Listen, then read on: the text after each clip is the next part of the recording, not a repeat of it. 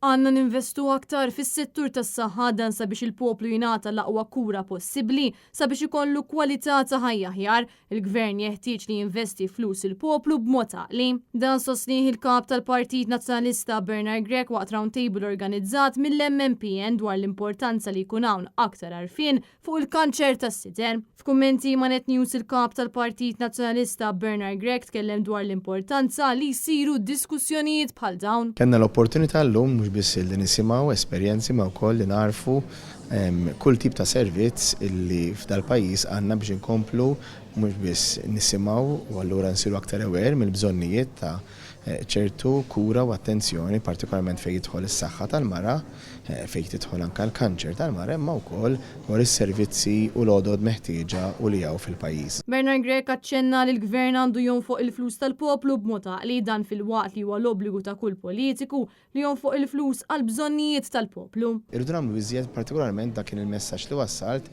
li narfu li flus il-poplu għandhom allura baqa' kbir minn kull gvern jintefqu biss għal bżonnijiet tal-poplu huwa biss l-obbligu ta' kull politiku, ta' kull gvern li jaraf li dawk il-flus huma l-flus tal-poplu rridu jintefqu bil-aqal u jintefqu għal ġid tal-poplu Malti, b'hekk biss nistgħu nassiguraw kwalità tal-ħajja, nistgħu nassiguraw lek ħajja aħjar f'pajjiżna. Min-naħa tagħha Mart il-kap tal-Partit Nazzjonalista Emery Grech qalet li għandha tkompli l-ħidma sabiex dak kollu nitalmu naqsmuh ma' ħaddieħor.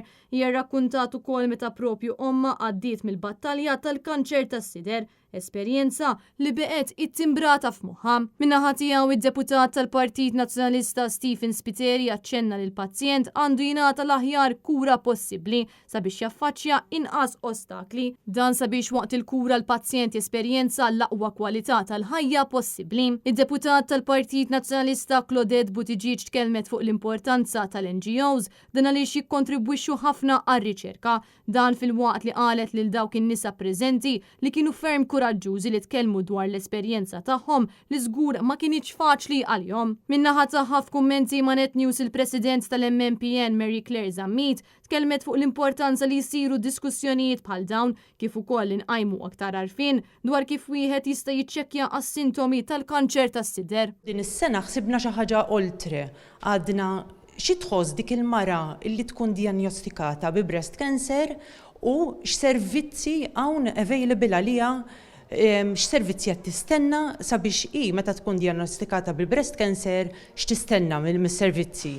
Illum tkellimna ħafna f'din il-Roundtable Conference, fostna kien hawn Dr. Danica Marmara li hija direttur tal-Breast Cancer Clinic ukoll kellna l-NGOs bħal Breast for Cancer Foundation u Ewropa Donna illi wkoll iddiskutew l-importanza u l-għajnuna speċifika li huma jagħtu lill-pazjenti bi breast cancer. Apparti minn hekk waqt din ir-roundtable tkellmu diversi professjonisti u fost l-oħrajn tkellmu dwar id-diversi trattamenti li hemm għall-kanċer tas-sider. Il-professjonisti semmew ukoll li għalkemm huwa importanti li jkun hawn aktar għarfien dwar il-kanċer tas-sider huwa ferm aktar importanti li wieħed ikun jaf kif għandu jiċċekkja sabiex jara jekk ikollhom xi sintomu. Barra minn hekk waqt din ir-roundtable tkellmet ukoll persuna li kellha l-kanċer tas-sider u l-problemi li affaċċjat meta kienet qed tirċievi l-kura. Preżenti għal din ir-roundtable mal-kap tal-Partit Nazzjonalista Bernard Grech kien hemm ukoll martu Emery Grech, il-Viċi Kap tal-Partit Nazzjonalista Elix Perici Calascione,